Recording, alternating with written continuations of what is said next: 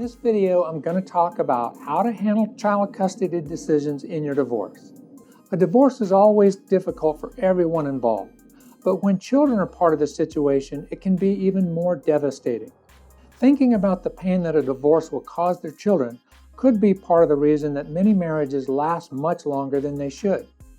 But there are ways to make gaining custody of your kids easier. The most important aspect of any child custody battle is to keep the children's best interests foremost in your mind.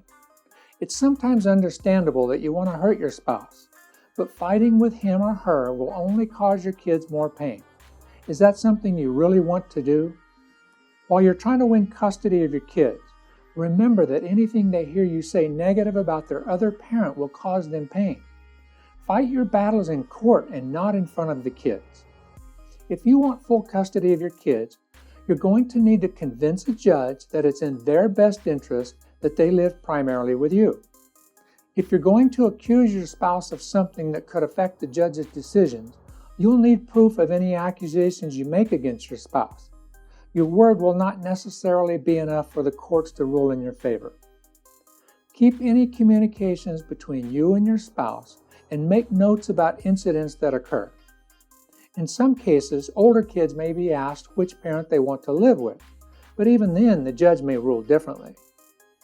It's best for everyone involved if you and your spouse can design a settlement agreement between yourselves instead of fighting in court.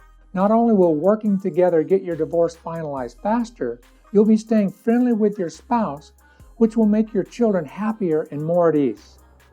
Also, if you plan your own custody arrangements, you can take into account any special needs your family may have instead of being told what night your child will visit with their other parent by a judge who doesn't know you or the kids. Remember that unlike divorces where no kids are present, you'll have to see and interact with your ex for the rest of your life, because he or she will always be part of your child's life and yours. While you may not have to see him or her very often, there will be times when you will, and you'll need to be able to be in the same room without conflict. Again, this is what's best for your kids, and that should ultimately be a parent's top goal. What is best for the kids? My first wife and I divorced years ago when our daughter was only 5 years old. We were able to work together and work out an agreement that put our daughter's interests first.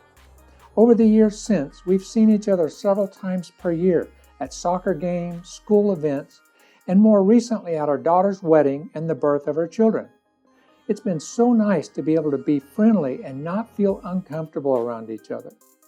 I would encourage everyone going through a divorce to try to have the same kind of relationship with their ex. It makes life easier for both spouses and especially for the children. I'm Rick Banks.